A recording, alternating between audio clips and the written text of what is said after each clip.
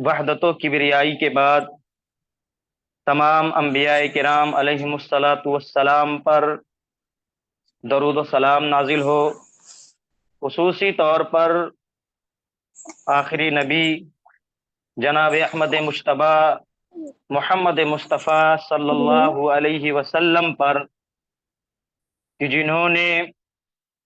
اخلاق حسنہ کا مظاہرہ کرتے ہوئے بھلی باتوں کو لوگوں تک پہنچاتے ہوئے ہم حضرت انسان کو ایک ایسے واضح شاہراہ پر لا کھڑا کیا، لیلھا کنہارھا، کہ جس کی رات کی تاریکیاں دن اور صبح کے کرنوں کے اور اجالوں کی طرح واضح اور روشن ہیں۔ اللہم صلی وبارک وسلم علی عبدک و رسولک محمد وعلی آلہ وصحبہ اجمعین۔ محترم حاضرین و حاضرات، خطبہ مسنونہ کے بعد سورۃ الرحمن کی 4 آیتیں اور اسی طریقے سے 2 حدیثیں تلاوت اور پیش کی گئی ہیں۔ انہی کے تناظر میں زبان کی آفتیں اور ہماری ذمہ داریاں، اس پر کچھ باتیں پیش کرنے کی جسارت کر رہا ہوں، لیکن ابتدا میں رب ذوالجلال سے دعا گو ہوں کہ اللہ رب العالمین مجھے ان باتوں کو کتاب و سنت کی روشنی میں صحیح طور پر پیش کرنے اور بعدہ ہم تمام لوگوں کو اس پر کما حقہ عمل کرنے کی سعادت عطا فرمائے، آمین۔ محترم سامعین و سامعات، ناظرین و ناظرات، ہم سے یہ حقیقت مخفی اور پنہا نہیں ہے کہ اللہ رب العالمین کے احسانات اور انعامات ہمارے اوپر کس قدر عظیم اور کس قدر لاتعداد و بے شمار ہیں۔ یہی وجہ ہے کہ اللہ رب العالمین نے فرمایا ہے وَإِن تَعُدُّوا نِعْمَةَ اللَّهِ لَا تُحْصُوهَا، اے نوع بشر، اے حضرت انسان، میری نعمتیں، میرے اکرامات، میرے احسانات جو میں نے تمہارے اوپر نازل کیے ہیں، اگر تم انہیں شمار کرنا چاہو، اگر تم انہیں گننا چاہو، تو میری نعمتیں، میری احسانات اور اکرامات اس قدر ہیں کہ تم انہیں شمار نہیں کر سکتے۔ انہی نعمتوں میں سے، انہی بیش بہا اور عظیم نعمتوں میں سے ایک عظیم نعمت زبان کی نعمت ہے، اور یہی وجہ ہے کہ اللہ رب العالمین نے اس نعمت کا تذکرہ کرتے ہوئے فرمایا ہے، دیگر بعض اعضائے انسانی کا ذکر کرتے ہوئے فرمایا ہے، ساتھ میں اس زبان کی بھی نعمت کی اہمیت کو اجاگر کرتے ہوئے تعداد انعامات کو، احسانات کو ذکر کرتے ہوئے اللہ رب العالمین نے فرمایا ہے الم نجعل لہ عینین، کیا ہم نے اس کے لیے 2 آنکھیں نہیں بنائی ہیں، ولسانا وشفتین، اور ایک زبان اور 2 ہونٹ نہیں بنائے ہیں۔ اور اس زبان کی اہمیت کا اندازہ ہم اس طرح سے بھی لگا سکتے ہیں کہ اللہ رب العالمین نے سورۃ الرحمن میں حضرت انسان کی جہاں دیگر تمام خصوصیات کو ذکر کیا ہے، وہیں اللہ رب العالمین نے فرمایا ہے کہ وہی اللہ رب العالمین کی ذات ہے علمہ البیان، کہ جس نے قوت بیان عطا کیا ہے۔ قوت بیان، فصاحت و بلاغت، صاف گو، زبان سے کوئی بات کہے تو عوام الناس، مخاطبین کو مختصر ہی وقت میں اور مختصر ہی کلمات میں اس طرح سے پیش کرے کہ وہ ہو کما حقہ، اس کا مقصد، اس کی مراد سمجھ لیں۔ اور یہی وجہ ہے کہ حضرت موسیٰ علیہ الصلاۃ والسلام کو اللہ رب العالمین نے جب نبی اور رسول بنایا، فرعون کو اس کی ہٹ دھرمی سے، اس کے ظلم و استبداد سے ڈرانے کے لیے حضرت موسیٰ علیہ السلام کو مبعوث فرمایا، تو حضرت موسیٰ علیہ الصلاۃ والسلام نے اللہ کے جناب میں، اللہ کے حضور میں یہ درخواست کی تھی کہ اے رب العالمین، تو میرے بھائی ہارون کو بھی میرا ممد و معاون بنا۔ اس کی وجہ کیا ہے؟ ہوا افصح منی لسانا، وہ زبان میں، قوت گویائی میں، صاف گوئی میں، باتیں بیان کرنے میں، لوگوں کو سمجھانے میں، زبان سے جو بات ادا کرتے ہیں لوگوں کو وہ بات جلدی سمجھ میں آتی ہے۔ وہ مجھ سے زیادہ فصیح و بلیغ ہیں، ان کی باتیں مجھ سے اچھی ہیں، ان کی زبان مجھ سے زیادہ صاف ہے، ان کی زبان میں لکنت نہیں ہے۔ اور اللہ رب العالمین نے پھر اسی وجہ سے حضرت موسیٰ علیہ الصلاۃ والسلام کا انہیں ممد و معاون بنایا۔ دینی بھائیوں اور بہنوں، اس زبان کی نعمت اللہ رب العالمین نے ہمارے اوپر، ایک مومن کا یہ شیوا اور عمل ہوتا ہے کہ اللہ نے جو نعمتیں ان کے اوپر نازل کی ہیں ان کا وہ شکر بجا لائے، اور نعمتوں پر شکر کرنے پر اللہ رب العالمین انہیں مزید نوازتا ہے۔ لئن شکرتم لازیدنکم، اگر اے انسان جو نعمتیں میں نے تمہارے اوپر نازل کی ہیں ان نعمتوں پر میرا شکر بجا لاؤ گے تو میں تمہیں نعمتوں کی فراوانی میں، نعمتوں کی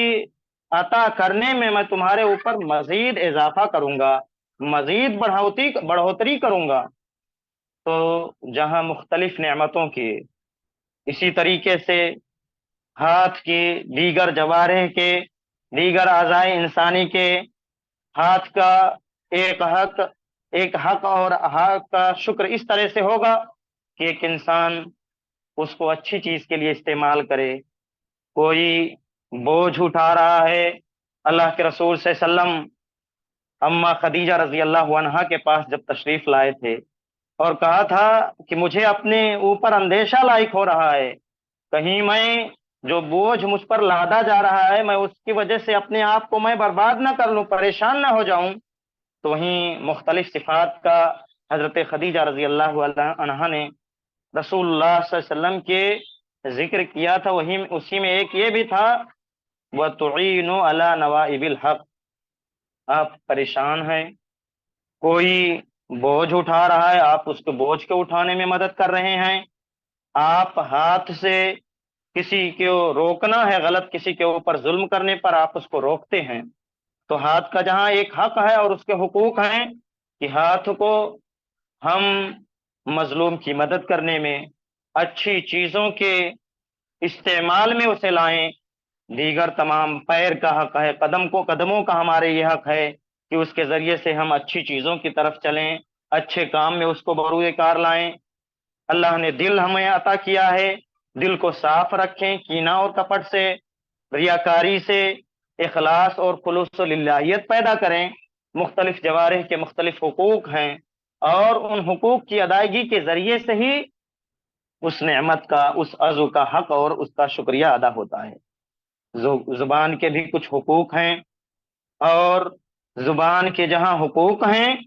کہ ان کو اچھی چیزوں میں، سچ بولنے میں، اچھی گواہی، سچی گواہی دینے میں، بات بولے تو بھلی بات بولے، اور اسی طریقے سے اگر اچھی بات نہ ہو تو اپنی زبان پر کنٹرول رکھے، جہاں اچھی چیزوں میں استعمال کرنا ہے۔ وہیں اسلامی بھائی اور بہنوں، اس زبان کی آفتیں ہیں، اس زبان کی ہلاکت خیزیاں ہیں، اس زبان کی وجہ سے ایک انسان کے اوپر بڑی ساری مصیبتیں آ جاتی ہیں۔ اس زبان کا رول نہایت ہی اہم اور کلیدی ہے، اس کا کردار اگر اچھی چیز کے لیے کیا جائے، استعمال اچھا کیا جائے تو اس کا اچھا رول ہو سکتا ہے، مثالی رول ہو سکتا ہے، معاشرے کی اصلاح میں، معاشرے کی تعمیر میں، ایک خاندان کے افراد کو آپس میں جوڑ کر رکھنے میں، اور اسی طریقے سے خیر کی باتیں اپنے بھائیوں تک پہنچانے میں اس کا اہم کردار ہو سکتا ہے۔ لیکن اگر اسی زبان کو اچھی چیز کے لیے استعمال نہ کیا جائے تو یہی زبان ہمارے لیے وبال جان بن سکتا ہے۔ ہمیں اللہ کے رسول صلی اللہ علیہ وسلم کی اس حدیث کو ہمہ وقت یاد رکھنا چاہیے۔ یہ ایک انسان، اللہ کے رسول صلی اللہ علیہ وسلم ارشاد فرماتے ہیں ان العبد لیتکلم بکلمۃ، بندہ، ایک انسان، ایک بندہ، ایک مسلمان اپنی زبان سے باتیں نکالتا رہتا ہے، بولتا رہتا ہے، لا یلقی لہا بالا، اسے اس زبان سے کیا نکال رہا ہے، اپنی زبان سے کن الفاظ کا استعمال کر رہا ہے، کن چیزوں میں استعمال کر رہا ہے، اسے کچھ بھی پرواہ نہیں ہوتا ہے، اس کی چندہ فکر نہیں کرتا ہے۔ آیا زبان کو سچائی کا ساتھ دینے میں، راست گوئی میں استعمال کر رہا ہے یا کذب بیانی میں؟ زبان کو حق بات کی طرف لوگوں کو ابھارنے کے لیے استعمال کر رہا ہے یا کسی کی غیبت چغل خوری میں استعمال کر رہا ہے، کسی کے اوپر الزام تراشی کے لیے استعمال کر رہا ہے، بہتان لگانے کے لیے استعمال کر رہا ہے، مختلف برائیوں میں استعمال کر رہا ہے، اور زبان سے وہ بری چیزوں کو نکالتا رہتا ہے، بری باتیں کرتا رہتا ہے، اس کی چندہ پرواہ نہیں کرتا ہے، حتی یہوی بہا الی النار، یہاں تک کہ اس زبان کی ان نکالی ہوئی بری باتوں کی وجہ سے وہ جہنم میں ڈھکیل دیا جاتا ہے، چلا جاتا ہے۔ حضرت معاذ ابن جبل رضی اللہ تعالی عنہ کی وہ روایت، وہ قصہ، وہ بیان ہمیں یاد رکھنا چاہیے کہ ایک مرتبہ اللہ کے رسول صلی اللہ علیہ وسلم سے انہوں نے عرض کیا، دلنی علی عمل اذا عملتہ دخلت الجنہ، اے اللہ کے رسول صلی اللہ علیہ وسلم آپ مجھے ایک ایسا عمل بتلا دیجئے کہ جس عمل کو میں اگر کر لوں تو جنت میں داخل ہو جاؤں، اور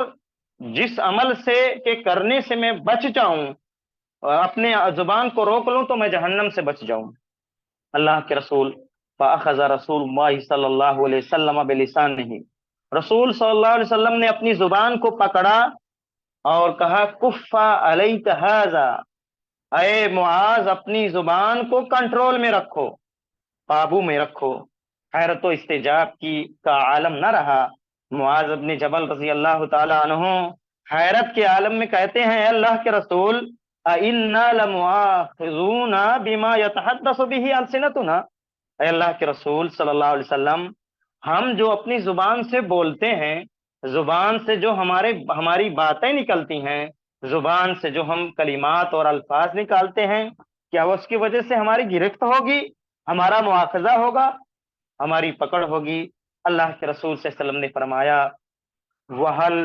يَكُبُّ النَّاسَ فِي النَّارِ عَلَى وُجُوهِهِمْ إِلَّا حَسَائِدُ أَلْسِنَتِهِمْ، اے معاذ بن جبل، جہنم میں لوگ آنودھے منہ گھسیٹ کر نہیں ڈالے جائیں گے مگر اپنی زبانوں کی کھیتیوں کی وجہ سے۔ اسلامی بھائیوں اور بہنوں، زبان کی کھیتیاں کیا ہیں؟ ہم زبان سے جو کلام نکالتے ہیں، جو باتیں ہماری زبان سے نکلتی ہیں، اچھی ہیں تو محمود ہیں اور اس کا ہمیں اجر دیا جائے گا۔ ہم اپنی زبان سے اچھی باتیں نکالتے ہیں، اللہ رب العالمین اس کی وجہ سے ہمیں جنت میں داخل کرے گا۔ اور اگر ہم زبان سے بری باتیں نکالتے ہیں، سب و شتم کرتے ہیں، غیبت کرتے ہیں، بہتان اور الزام تراشی کرتے ہیں، تہمت لگاتے ہیں، اور اس کو غلط چیزوں میں استعمال کرتے ہیں، تو یہ ہمارے لیے وبال جان ہوں گی، یہ ہمارے لیے بری کھیتیاں ہوں گی، اور اسی کی وجہ سے ہم جہنم میں جائیں گے۔ آئیے زبان کی وہ آفتیں جن کو ہم اگر ان کی تعداد اور ان کی گنتی کرنا چاہیں تو آئیے کچھ زبان کی آفتیں اور مصیبتیں اور ہلاکت خیزیاں میں آپ تمامی حضرات کے سامنے پیش کر دوں، کہ جن کو جان کر تاکہ ہم ان آفتوں سے اپنی زبان کو دور رکھ سکیں، اپنی زبان کو قابو میں رکھ سکیں، اور اس کے ذریعے سے ہم اللہ اور اس کے رسول صلی اللہ علیہ وسلم کی ناراضگی کے بجائے ان کے بتائے ہوئے طریقے پر چل کر اللہ کی ناراضگی حاصل کر کے جنت میں ہم اپنا مقام بنا سکیں۔ محترم سامعین و سامعات، ناظرین و ناظرات، زبان کی ہلاکت خیزیاں یوں تو بہت ہیں، زبان کی آفتیں اور مصیبتیں بہت ہیں، لیکن ان آفتوں اور مصیبتوں میں سے ایک آفت ایسی ہے کہ جس کی وجہ سے کسی خاندان کے اتحاد و اتفاق کا شیرازہ بکھر جاتا ہے، ایک معاشرے کی صالحیت ختم ہو جاتی ہے، اور اسی کی وجہ سے ایک مسلمان اپنے مسلمان بھائی سے صلہ رحمی کرنے کے بجائے قطع تعلقی کرنے لگتا ہے، میاں بیوی کے درمیان جدائی پیدا ہو جاتی ہے، طلاق کی نوبت آ جاتی ہے، اور اسی طریقے سے اس آفت کی وجہ سے، زبان سے اس اہم مذموم اور قبیح اور شنیع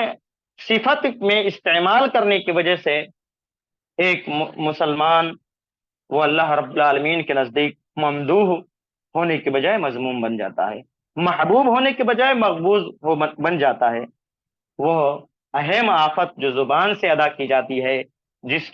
کے لیے زبان کا استعمال کیا جاتا ہے، وہ غیبت ہے، غیبت ہے۔ اللہ کے رسول صلی اللہ علیہ وسلم نے فرمایا تھا صحابہ کرام سے، اتدرون ما الغیبہ، اے میرے صحابہ، اے میرے رفقائے کار، کیا آپ جانتے ہیں کہ غیبت کیا ہے؟ کہا اللہ و رسولہ عالم، کہا اللہ اور اس کے رسول زیادہ بہتر جانتے ہیں۔ اللہ کے رسول صلی اللہ علیہ وسلم نے فرمایا تھا، ذکر کا اخا کا بما یکرہ، تمہارا اپنے بھائی کی ایسی صفات کا ذکر کرنا، تمہارا اپنے بھائی کے تعلق سے ایسی باتوں کا ذکر کرنا اس کی غیر موجودگی میں، کہ جو باتیں اس کو پتا چلیں، اس کے بارے میں وہ سنے کہ فلاں نے کہی ہے، تو وہ اس کو کیا کرے؟ ناپسند کرے۔ آج ہم اپنی گریبان میں جھانکیں،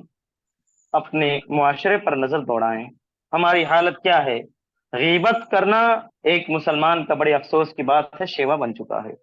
اور اللہ کے رسول صلی اللہ علیہ وسلم نے فرمایا ہے کہ غیبت جس طریقے سے ایک انسان اپنے کسی مردار بھائی کے گوشت کو کھانا نہیں پسند کرتا ہے، اسی طریقے سے غیبت کی مثال دی گئی ہے کہ ایک انسان، ایک مسلمان اگر اپنے ایک مسلمان بھائی کی غیبت کرتا ہے تو گویا کہ اپنے ایک مسلمان بھائی کے، مرے ہوئے مسلمان بھائی کے گوشت کو کھا رہا ہے۔ صحابہ نے عرض کیا، اے اللہ کے رسول صلی اللہ علیہ وسلم، اگر وہ باتیں جس کی ہم ذکر کر رہے ہیں اس کے اندر نہیں موجود ہیں، تب کیا وہ غیبت میں شمار ہوگا؟ اللہ کے رسول صلی اللہ علیہ وسلم نے فرمایا، اگر وہ چیزیں نہیں موجود ہیں فقط بہتا، تو تم نے کیا کیا؟ اس کے اوپر بہتان تراشی کی ہے۔ اور واقع اسراء اور معراج کا جہاں ذکر آتا ہے، وہاں بھی ذکر اس بات کا آتا ہے کہ غیبت کرنے والوں کو اللہ رب العالمین سخت سے سخت سزا سے دوچار کرے گا۔ اسی طریقے سے زبان کی آفتوں میں سے، زبان کی مصیبتوں میں سے، ہلاکت خیزیوں میں سے ایک ہلاکت خیزی، ایک آفت، یہ کیا ہے؟ چغل خوری ہے، النمام، چغل خور شخص۔ اور یہی وجہ ہے کہ اللہ کے رسول صلی اللہ علیہ وسلم نے فرمایا ہے کہ جنت کے اندر چغل خور شخص یہ جنت کے اندر نہیں جائے گا۔ اور اللہ کے رسول صلی اللہ علیہ وسلم نے سخت سے سخت ترین وعیدیں سنائی ہیں۔ آج چغل خوری ہمارے معاشرے کے درمیان، ہم مسلمانوں کے درمیان بالکل عام سی بات ہے۔ ایک مسلمان دھڑلے سے اپنے مسلمان بھائی، اپنے مسلمان بہن کی چغل خوری کرتا ہے۔ اور اسی طریقے سے زبان کی آفتوں میں سے، مصیبتوں میں سے ایک یہ ہے کہ تہمت اور بہتان تراشی کرنا ہے۔ اور یہی وجہ ہے کہ اللہ کے رسول صلی اللہ علیہ وسلم نے جہاں اللہ کی نافرمانیوں میں سے بہت ساری چیزوں کا ذکر کیا ہے، انہی میں سے سب سے قبیح کی بھولی بھالی مومنہ خواتین پر، مسلمان بہنوں پر، ماؤں پر بہتان تراشی کرنا ہے۔ اور یہی وجہ ہے، واقع افک ہم جانتے ہیں، اما عائشہ رضی اللہ عنہا پر لگایا گیا۔ اللہ رب العالمین نے برات کا اظہار کیا، برات کے تعلق سے، ان کے اس تہمت اور الزام تراشی سے پاک و صاف ہونے کے تعلق سے سورۃ النور میں باقاعدہ آیتیں نازل کی، اور اس میں باقاعدہ ڈانٹ اور ڈپٹ بھی کیا گیا۔ مصطح بن اثاثہ، زینب بنت جہش اور بعض صحابہ کرام رضی اللہ عنہم اجمعین بھی راس المنافقین عبداللہ بن ابی بن سلول کی اس سازش کا شکار ہو گئے۔ بھولے بھالے مسلمان صحابہ کرام بھی اس کی زد میں آ گئے۔ اللہ رب العالمین نے ڈانٹتے ہوئے، زجر و توبیخ کرتے ہوئے کہا کہ تم نے جب یہ الزام اور بہتان لگانا سنا تو پہلی ہی فرصت میں تم نے اس کو کیوں نہیں غلط جانا کہ ایسا ہو ہی نہیں سکتا ہے؟ تو بہتان تراشی بھی زبان کی آفتوں اور مصیبتوں میں سے ایک مصیبت ہے۔ آج ایک مسلمان کا شیوا ہے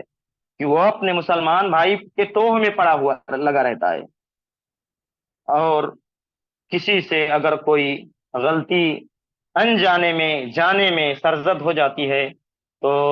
مختلف قسم کی اٹکھیلیاں کھیلتے ہوئے مختلف قسم کی باتیں بنائی جاتی ہیں۔ مثال کے طور پر کسی نے کوئی چوری کر لی تو اس کے تعلق سے ہم بدگمانی کرتے ہیں، کہتے ہیں کہ ارے مجھے تو پہلے ہی سے معلوم تھا۔ مثال کے طور پر ایک مسلمان کہتا ہے میں نے تو اس کو فلاں شخص کو پہلی ہی فرصت میں دیکھا تھا، بھاپ گیا تھا کہ وہ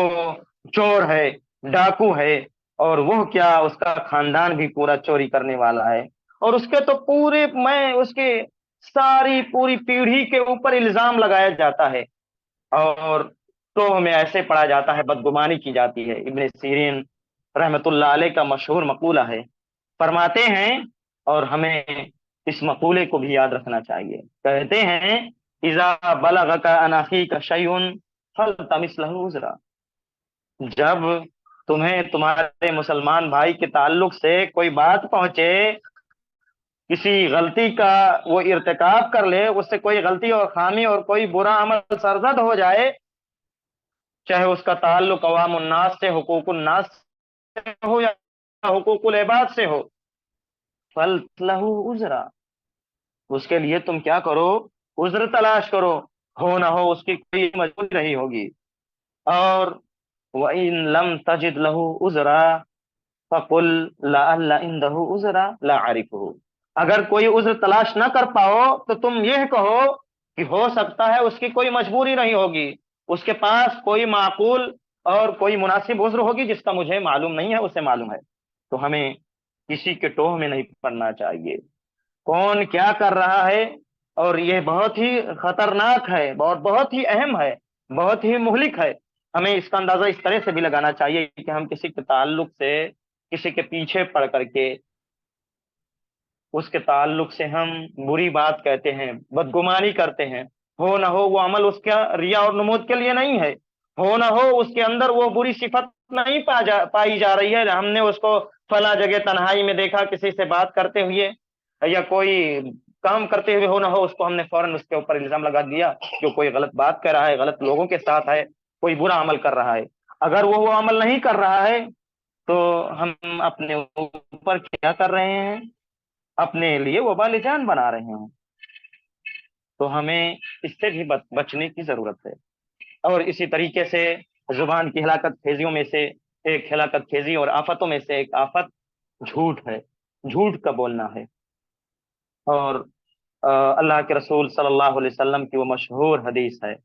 کہ رسول اللہ صلی اللہ علیہ وسلم نے فرمایا کہ اے مومنو، اے مسلمانوں، تم سچائی کو لازم پکڑو، اس لیے فإن الصدق يهدي إلى البر، سچائی یہ نیکی کی طرف ہمیں راستہ دکھلاتی ہے، نیکی کی طرف لے جاتی ہے۔ وما زال الرجل يصدق حتى يكتب عند الله صدیقا، دوسری روایت میں ہے وَيَتَحَرَّ عَلَى الصِّدْقِ، وَيَتَحَرَّ بِالصِّدْقِ یا وَيَتَحَرَّ عَلَى الصِّدْقِ، ایک آدمی سچ بولتا رہتا ہے، سچائی کو پر مواظبت اور ہمیشگی برتتا ہے، اس کو لازم پکڑے رہتا ہے، یہاں تک کہ اللہ کے حضور میں وہ سچا لکھ دیا جاتا ہے۔ وَإِيَّاكُمْ وَالْكَذِبَ، اور تم جھوٹ سے بچو، فَإِنَّ الْكَذِبَ یا فَإِنَّ الْكِذْبَ دونوں صحیح ہے، يَهْدِي إِلَى الْفُجُورِ، اس لیے کہ جھوٹ بولنا، دروغ گوئی سے کام لینا، یہ فسق و فجور کے راستے کی طرف لے جاتا ہے۔ وما زال الرجل يكذب ويتحرى على الكذب حتى يكتب عند الله كذابا، سبحان اللہ، ایک آدمی جھوٹ بولتا رہتا ہے،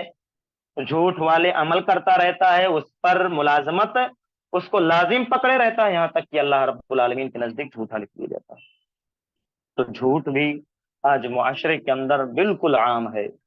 گھر کے اندر جھوٹ بولنا ہے، تجارت و معیشت کے اندر جھوٹ بولنا ہے، یا عام اپنے مسلمان بھائی سے کوئی سوال کرے، کوئی راستہ پوچھے، کوئی بھی کسی کو ضرورت ہو، فوراً ہم جھوٹ بول دیتے ہیں۔ جھوٹ بولنے کا معاملہ اتنا خطیر ہے، آج والدین، باپ ماں گھر کے اندر بیٹھے ہوئے ہیں، ایک باپ گھر کے اندر موجود ہے، گھر میں فون کی گھنٹی بج رہی ہے، معاملہ کیا ہے، اس کا کوئی تجارتی بھائی لین دین کرنے والا، یا اس کا کوئی اپنا سگی سمبندھی، یا اس کا کوئی رشتہ دار، یا اس کا کوئی ساتھی اس سے ملنے کا خواہاں ہے، اس سے الیک سیلیک اس کی خیر خیریت چاہتا ہے، لیکن وہ اپنے ہی بچوں سے کہتا ہے، بڑے ہی ڈھیٹ پنی کا مظاہرہ کرتے ہوئے، دلیری کا مظاہرہ کرتے ہوئے کہتا ہے کہ فون اٹھا لو اور کہہ دو کہ والد صاحب گھر کے اندر موجود نہیں ہیں، یا موجود ہیں جاگ رہے ہیں تو بتلا دو کہ سو رہے ہیں، یا اس طریقے سے، اور مزید برآں یہ کہ کہہ دو کہ گھر پر بھی موجود نہیں ہے۔ بڑی ہی افسوس کی بات ہے، ہم اپنے بچوں کو جن چیزوں کا کہ ان کی عادت دیں گے، جن صفات کا مظاہرہ کریں گے، بچوں کا ذہن بالکل صاف و شفاف ہوتا ہے، اور بچپن میں کوئی بھی بات انہیں سکھلائی جائے، دکھلائی جائے، بتلائی جائے، نقش کل حجر ہے، وہ پتھر کی طرح سے وہ بات ان کے ہاں محفوظ ہو جاتی ہے، اس کو بھولتے نہیں ہیں۔ تو اچھی چیزیں اگر ہم سکھلائیں گے تو ہماری اولاد اچھی چیز سیکھے گی۔ اور اس کی مثال آپ لے لیجئے اس طریقے سے کہ ایک والدین جہاں بچوں کی تربیت کے حوالے سے دیگر شریعت اسلامیہ نے اصول و ضوابط بتلائے ہیں، وہاں ایک اصل یہ ہے کہ باپ، ماں، والدین، ہمارے بھائی اور بہن، بہت سے ہمارے اولیاء سرپرست حضرات بھی غالباً موجود ہیں، تو ان کے حوالے سے یہ بات بھی ہے، آپ تمام حضرات کے سماعتوں کے حوالے کر رہا ہوں کہ ہمیں سب سے پہلے، اگر ہم اپنے بچوں کی، اپنے اولاد کی تربیت اچھی دینا چاہتے ہیں تو ہمیں سب سے پہلے خود صالح بننا پڑے گا۔ صالح معاشرے کے لیے، صالح فرد معاشرے کو دینے کے لیے سب سے پہلے ہمیں خود نیک بننا ہوگا۔ اور اس کی مثال اس طریقے سے لے لیجئے کہ اگر ایک باپ نماز پڑھ رہا ہے، اگر ایک باپ پنج وقتہ نمازوں کی پابندی کر رہا ہے، اگر ایک باپ نماز پڑھنے کے لیے مسجد کا رخ اور قصد کر رہا ہے، تو ہمارے نونہالان، ہمارے یہی بچے ہمیں جب دیکھتے ہیں تو بسا اوقات انگلی فوراً پکڑ لیتے ہیں، ہمارے ساتھ ہو لینے کی کوشش کرتے ہیں۔ پوچھا جاتا ہے بچے کہاں جاؤ گے؟ کہتے ہیں کہ جہاں آپ بھی نماز پڑھ رہے ہیں تو ہم بھی آپ کے ساتھ نماز پڑھنے جائیں گے۔ اور ہمیں بچوں کو نماز کی ترغیب دینی چاہیے، انہیں اپنے ساتھ لے جانا چاہیے۔ اور اگر وہی والدین، سرپرست اور گارجین حضرات نماز کی پابندی نہیں کرتے ہیں تو لاکھ ہم کہیں کہ نماز کا ہماری اولاد پابندی کرے، کبھی بھی اس کی خاطر خواہ اس کا نتیجہ نہیں نکل سکتا ہے۔ دینی بھائیوں، زبان کی آفتوں میں سے پتہ چلا، ایک غیبت ہے، ایک بہتان ہے، ایک چغلخوری ہے، اور اسی طریقے سے بھولی بھالی خواتین پر، ماؤں اور بہنوں پر تہمت لگانا ہے، اور اسی طریقے سے کذب بیانی کرنا ہے، دروغ گوئی کا مظاہرہ کرنا ہے، اپنی دنیاوی یا اسی طریقے سے اپنی تمام معاملات میں ہمیں جھوٹ سے کام لینا ہے، جھوٹ بولنا ہے۔ اب آئیے،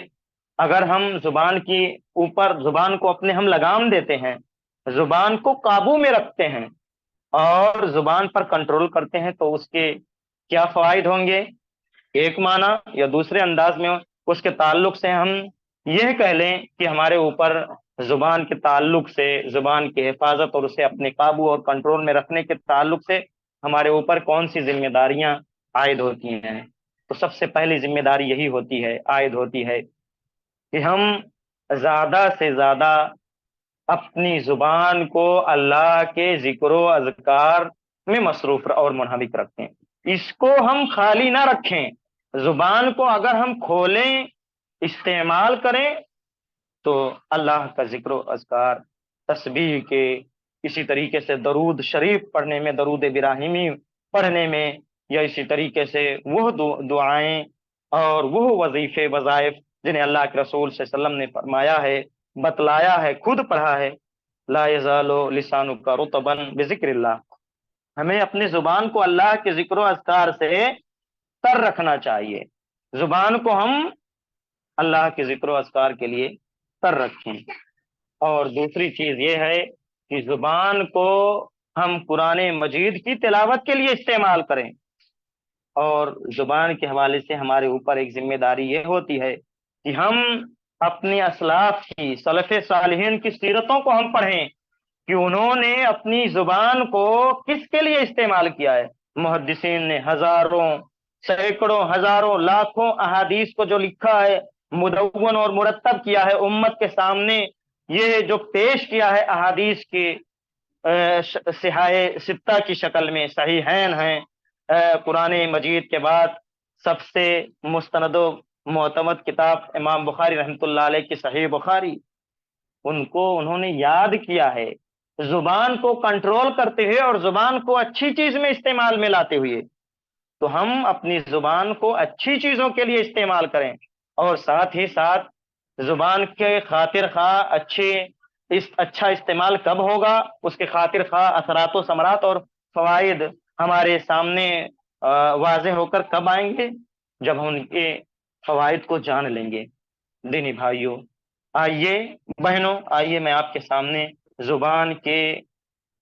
قابو میں رکھنے کے کیا فوائد ہماری خود ذات پر، ہمارے معاشرے پر ابھر کر سامنے آنے والے ہیں، ان میں سے بعض کا میں آپ کے سامنے تذکرہ کرتا ہوں۔ سب سے پہلی چیز، سب سے اہم بات زبان کو قابو اور کنٹرول میں رکھنے کے حوالے سے یہ ہے کہ زبان کی پر کنٹرول رکھنے میں، زبان کو لگام دینے ہی میں نجات ہے، زبان کو لگام دینے ہی میں، زبان کی حفاظت میں ہی نجات ہے۔ صحیح ترمذی کی صحیح روایت ہے، اللہ کے رسول صلی اللہ علیہ وسلم نے فرمایا ہے من سمتا نجا، جس نے سکوت اختیار کیا، جس نے خاموشی اختیار کی، باتوں کو زبان سے نکالنے کے لیے، غلط فضول باتوں کے لیے اس کو استعمال نہیں کیا، زبان پہ کنٹرول کیا، زبان کو لگام میں رکھا، نجا، جس نے خاموشی اختیار کی وہ کیا ہو گیا، اسے نجات مل گیا۔ اسی طریقے سے زبان کی حفاظت کا ایک دوسرا فائدہ اور اہم فائدہ یہ ہے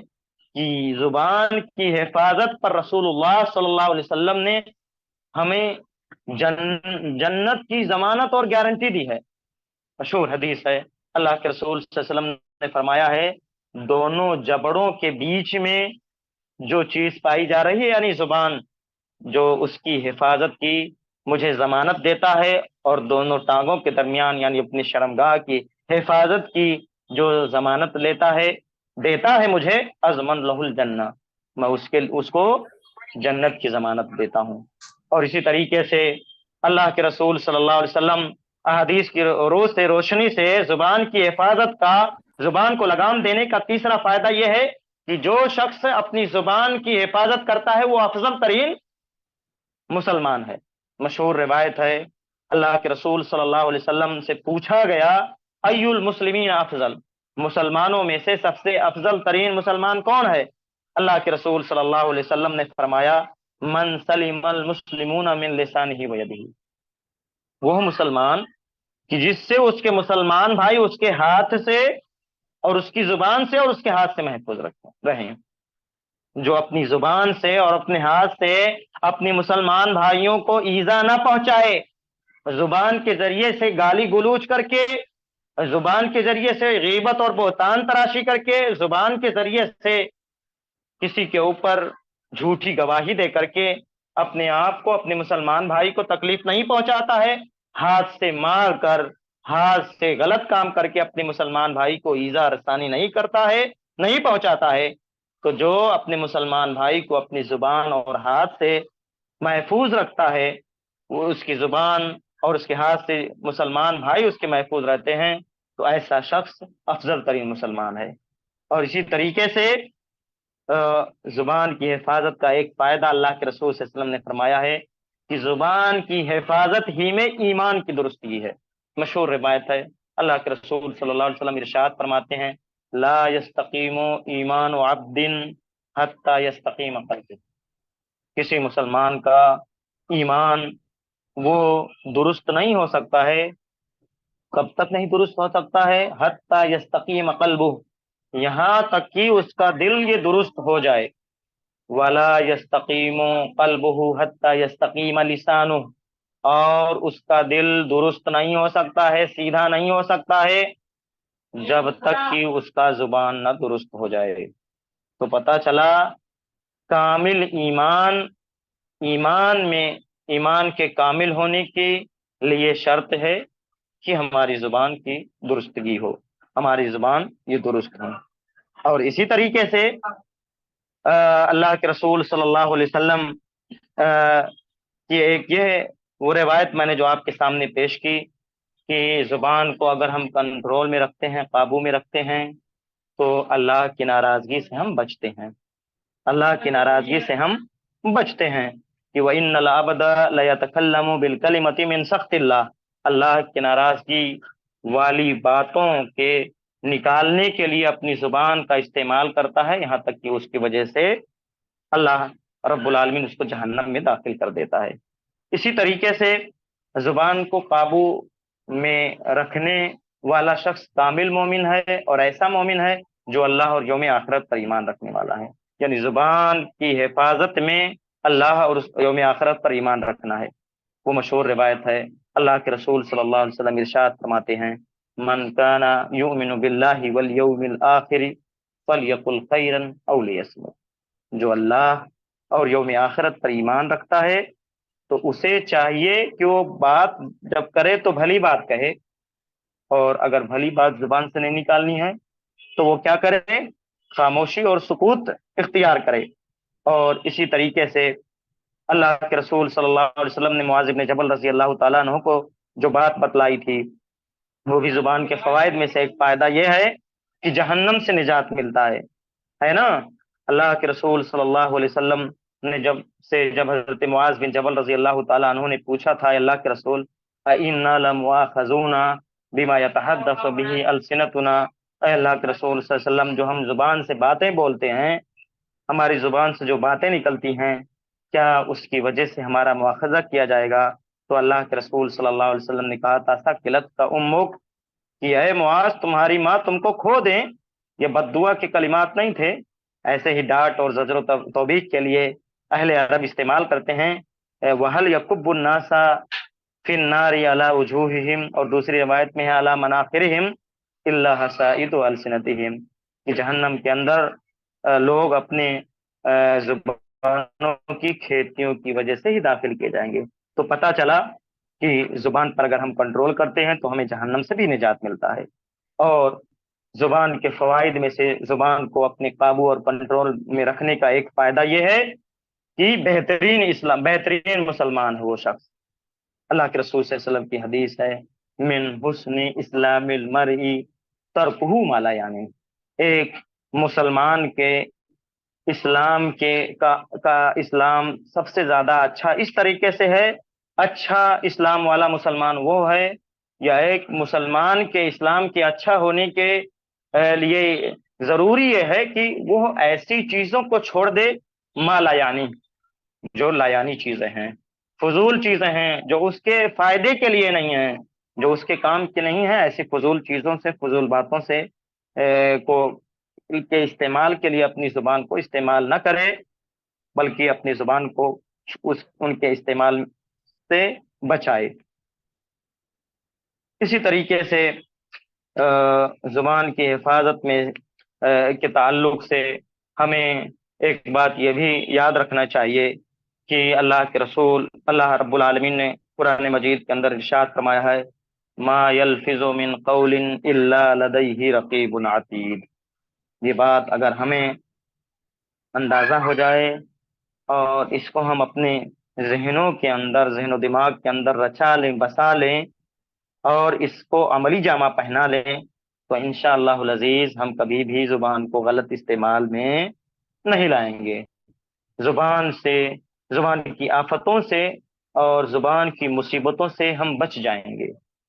वो क्या है कि जो भी एक इंसान अपनी जुबान से बात निकालता है, जो भी लफ्ज निकलता है, जो भी अल्फाज निकाले जाते हैं जुबान से, एक निगरां, एक कातिब, एक निगहबान मौजूद है हर शख्स के पास, जो उनकी बातों को लिखने वाला है। फरिश्ते मामूर हैं, जो भी बातें हम निकालते हैं सारी बातें लिखी जा रही हैं, सारी बातों को लिखा जा रहा है। तो लिहाजा हमारे ऊपर ये जिम्मेदारी आयद होती है कि हम अपनी जुबान पर कंट्रोल रखें, जुबान से उन्हीं बातों को इस्तेमाल करें, उन्हीं बातों के इस्तेमाल में उन्हीं बातों को निकालने के लिए इस्तेमाल में लाएं کہ جن پر اللہ اور اس کے رسول صلی اللہ علیہ وسلم کی ناراضگی نہ کا ہم موجب نہ بنے۔ ایک آخری بات میں ذکر کر کے اپنی بات کو ختم کروں گا۔ ہماری بہنیں دختران ملت اسلامیہ ہمارے ساتھ آن لائن ہیں، ان کے حوالے سے ہے کہ دیکھیے زبان کا استعمال ہماری مائیں اور بہنیں خاص طور سے دو چیزوں کے لیے بہت زیادہ کرتی ہیں۔ ایک چیز کیا ہے؟ شوہر کی نافرمانی کرنا، اور دوسری چیز یہ ہے لان تان کرنا۔ ہمیں وہ واقعہ، وہ قصہ، وہ حدیث یاد رکھنی چاہیے ہماری ماں اور بہنوں کو کہ اللہ کے رسول صلی اللہ علیہ وسلم نے عید کی نماز پڑھائی، اور اس کے بعد میں صحابہ کرام کی جماعت آگے موجود تھی، خواتین پیچھے موجود تھیں۔ آواز اللہ کے رسول صلی اللہ علیہ وسلم کی خواتین کی مجمع تک نہیں پہنچ رہی تھی۔ اللہ کے رسول صلی اللہ علیہ وسلم صحابہ کرام رضوان اللہ علیہم اجمعین یعنی مردوں کی صفوں کو چیرتے ہوئے آگے بڑھے، یعنی پیچھے گئے خواتین کے مجمع کے پاس، اور ان سے مخاطب کرتے ہیں۔ ساتھ میں حضرت بلال رضی اللہ تعالیٰ عنہ بھی گئے، وَمَعَهُ رِدَاؤُهُ، حضرت بلال رضی اللہ تعالیٰ عنہ اپنے ساتھ ان کا چادر بھی تھا، چادر کو پھیلائے ہوئے بھی تھے۔ اللہ کے رسول صلی اللہ علیہ وسلم پہنچتے ہیں، انہیں خطبہ دیتے ہیں،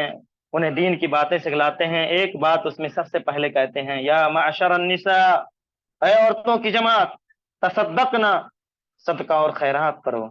کیا وجہ ہے؟ کیوں ایسی بات کہی گئی ہے؟ تمام کی تمام پوری خواتین کا جو مجمع تھا سکوت طاری تھا۔ ایک انصاری صحابیہ، ایک انصاری خاتون نے اللہ کے رسول صلی اللہ علیہ وسلم سے سوال کیا، اللہ کے رسول صلی اللہ علیہ وسلم، اللہ کے رسول نے کہا اے عورتوں کی جماعت تم صدقہ کرو، اس لیے کہ تم میں کی اکثریت میں جہنم میں دیکھ رہا ہوں، جہنم میں خواتین کی اور عورتوں کی کثرت ہو گیا ہے، لہٰذا اے عورتوں کی جماعت تم صدقہ کرو۔ ایک انصاری خاتون رضی اللہ عنہا نے سوال کیا ہے، اللہ کے رسول صلی اللہ علیہ وسلم ہماری تعداد جہنم میں زیادہ کیسے ہوگی، کیوں ہوگی، آخر کیا وجوہات ہیں، کون سے ایسے جرائم ہیں، کون سے ایسے برے عمل ہیں، کون سے ایسی مذموم صفات ہیں کہ جن کی وجہ سے ہماری تعداد جہنم میں زیادہ ہوگی۔ دو باتیں اللہ کے رسول صلی اللہ علیہ وسلم نے ذکر کی تھی، اور خواتین کو ہمیں الرٹ ہو جانا چاہیے، ہمیں متنبہ ہونا چاہیے، ہمیں بچنا چاہیے۔ اللہ کے رسول صلی اللہ علیہ وسلم نے فرمایا دو صفتیں پائی جا رہی ہیں، ایک صفت یہ ہے کہ تکثرن اللعن، تکثرن اللعن، لعن و تان تم زیادہ کرتی ہو۔ لعن و تان کرتے ہیں کہ نہیں؟ بالکل کرتے ہیں۔ ایک شوہر ہے، ایک باپ ہے، اپنی گاڑھی کمائی صبح کو اٹھتا ہے، باہر جاتا ہے، بیع و شراء، خرید و فروخت، دن بھر مزدوری، محنت و مزدوری کرتا ہے، نوکری کرتا ہے، کما کر لاتا ہے، گھر پر پہنچتا ہے، ہونا تو یہ چاہیے اللہ کے رسول صلی اللہ علیہ وسلم کی حدیث ہے، تبسمک فی وجہ اخیک صدقہ، اپنے مسلمان بھائی کے سامنے مسکرا کر بات کرنا، خندہ پیشانی سے پیش آنا، عام مسلمان کا یہ حال ہے، صدقہ میں شمار ہوتا ہے۔ میاں بیوی کا رشتہ کتنا عظیم ہے، کتنا اہم ہے، ہونا تو یہ چاہیے ہم خندہ پیشانی سے محبت سے پیش آئیں، پانی پیش کریں، لان و تان شروع ہو جاتا ہے، اور ہم شکوے اور شکایتیں شروع کر دیتے ہیں۔ تو لعنت ہم بہت زیادہ کرتے ہیں، ہماری مائیں اور بہنیں پہلی چیز کیا ہے؟ لعنت و ملامت بہت زیادہ کرتی ہیں، اور دوسری چیز کیا ہے؟ وَتَكْفُرْنَ الْعَشِيرَ، اپنے شوہروں کی نافرمانی کرتے ہیں۔ شوہر کے بیویوں پر بڑے حق ہیں۔ اللہ کے رسول صلی اللہ علیہ وسلم نے فرمایا تھا کہ فرشتے رات کے وقت اگر بیوی نہیں آتی ہے تو پورا صبح تک فرشتے اس کے اوپر، ایسی بیوی پر لعنت کرتے ہیں۔ تو اللہ کے رسول نے فرمایا اے عورتوں کی جماعت تم زیادہ سے زیادہ صدقہ کرو، تمہاری تعداد جہنم میں جانے والی تمہاری کثرت ہوگی۔ صحابیہ نے کہا اللہ کے رسول صلی اللہ علیہ وسلم ہماری کثرت کیوں ہوگی؟ کہا تم لعن و طعن زیادہ کرتی ہو اور اپنے شوہروں کی نافرمانی کرتی ہو۔ شوہر پوری زندگی اپنی بیوی کو اچھے سے رکھتا ہے، اس کے حقوق کی ادائیگی میں کوئی کسر نہیں چھوڑتا ہے، ذرا سی تاخیر کیا ہو گئی، ذرا سا کوئی نقص کیا ہو گیا، پورے سابقہ تمام احسانات کو، تمام اس کی خدمات کو، تمام اس کی مثالی قربانیوں کو، تمام اس کے ایثار کو بھلا دیتی ہے اور کہتی ہے کہ میں تو تمہارے گھر آئی تو کبھی مجھے خوشی نہیں ملی، تم نے تو مجھے ہمہ وقت پریشان کر رکھا ہے، تم نے میری زندگی اجیرن ہو گئی ہے، میں بہت ہی مصیبت میں ہوں، کہاں سے تم سے ہمارا تعلق ہو گیا، کہاں سے رشتہ ہو گیا۔ لعن و طعن کرتی ہے، ناشکری کرتی ہے، شوہر کی نافرمانی کرتی ہے، اور کلکم رائن و کلکم مسئول عن رعیتہ، اللہ کے رسول نے فرمایا تم سب کے سب کیا ہو، نگراں ہو،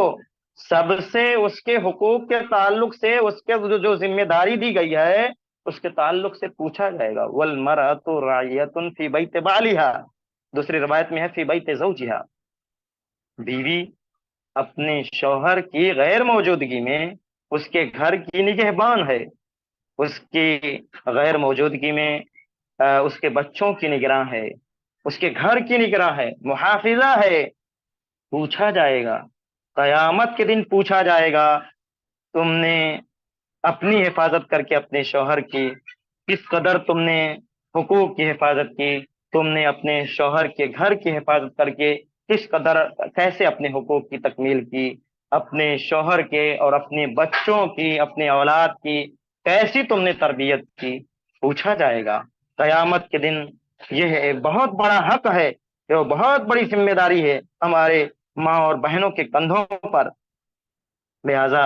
ضرورت اس بات کی ہے کہ ہماری مائیں اور بہنیں ہوش کے ناخن لیں۔ لعنت و ملامت کرنے سے، ایک دوسرے کے ٹوہ میں، عورتوں میں سب سے زیادہ یہ بیماری پائی جاتی ہے، یہ مذموم اور کبھی صفت، ایک دوسرے کی ٹوہ میں پڑنا، ایک دوسرے کی غیبت اور برائی کرنا، ایک دوسرے سے گالی گلوچ کرنا، اور زبان کی آفتوں میں سے دینی بھائیوں اور بہنوں ایک اہم مذموم صفت کیا ہے؟ گالی گلوچ۔ ہم اپنی زبان کو کھولتے ہیں تو غلط چیزوں کو بولتے ہیں، گالی گلوچ کرتے ہیں۔ سباب المسلمی فسوق، ایک مسلمان کو گالی دینا، ہمیں ہوش میں آنا چاہیے، ہمیں باخبر ہونا چاہیے، یہ کفر ہے۔ اپنے ایک مسلمان بھائی کو فسق اور فجور کا کام ہے یہ، تو لہذا ہمارے اوپر یہ ذمہ داری عائد ہوتی ہے کہ ہم زبان کی جو ہلاکت خیزیاں ہیں، زبان کی جو آفتیں ہیں، ان آفتوں سے بچنے کے لیے اپنی زبان کو ہم اچھی چیزوں میں، چاہے اس کا تعلق اپنے سے ہو، چاہے اس کا تعلق اپنے مسلمان بھائیوں کے حقوق کے تعلق سے ہو، اور چغل خوری کے تعلق سے خواتین کے اندر یہ مذموم اور قبیح صفت بہت زیادہ پائی جاتی ہے۔ ماں اور بہنوں، ہمیں چغل خوری سے بچنا چاہیے، ہمیں وہ واقعہ یاد رکھنا چاہیے۔ اللہ کے رسول صلی اللہ علیہ وسلم کا گزر دو قبروں کے پاس سے ہوا، اللہ کے رسول صلی اللہ علیہ وسلم نے فرمایا انہما لیعذبان، میرے صحابہ، ان دو قبر والوں کو جو یہاں مدفون ہیں انہیں عذاب دیا جا رہا ہے،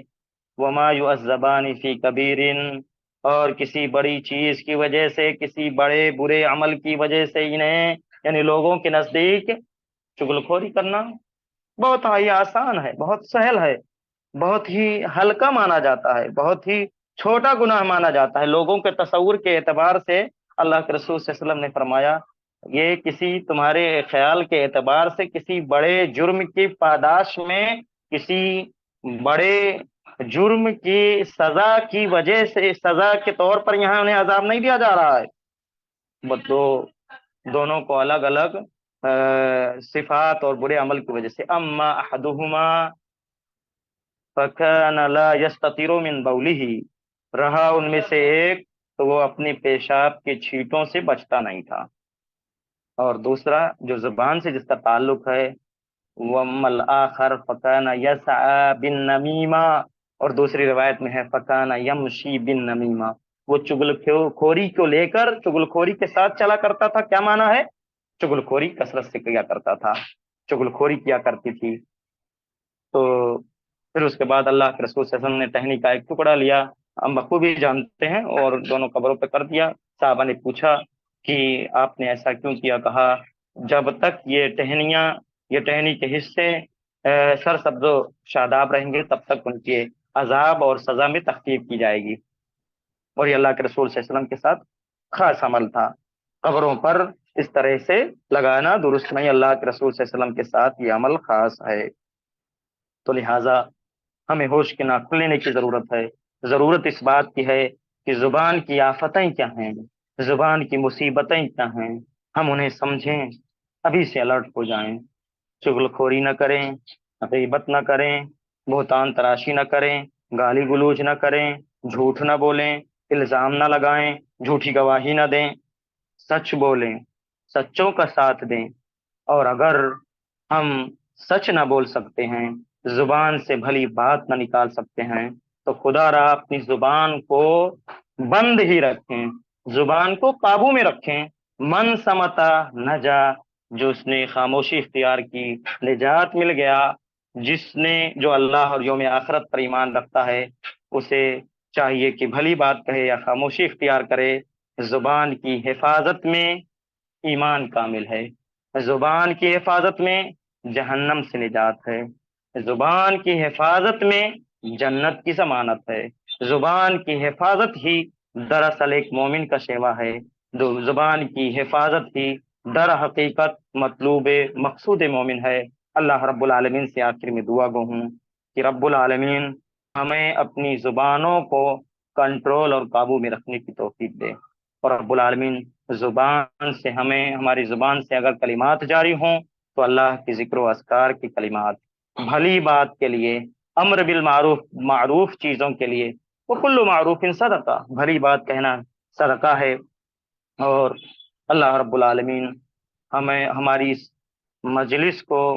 جس مقصد کے تحت رب زدنی علما گروپ کے تحت سے رچایا گیا ہے، بسایا گیا ہے، اللہ رب العالمین ہم تمام بھائیوں اور بہنوں کی آن لائن اس حاضری کو، شمولیت اور شرکت کو ہمارے لیے باعث اجر بنائے، اور رب العالمین ہمیں سنت کے مطابق زندگی گزارنے کی توفیق عنایت فرمائے، آمین۔ والسلام علیکم ورحمۃ اللہ وبرکاتہ۔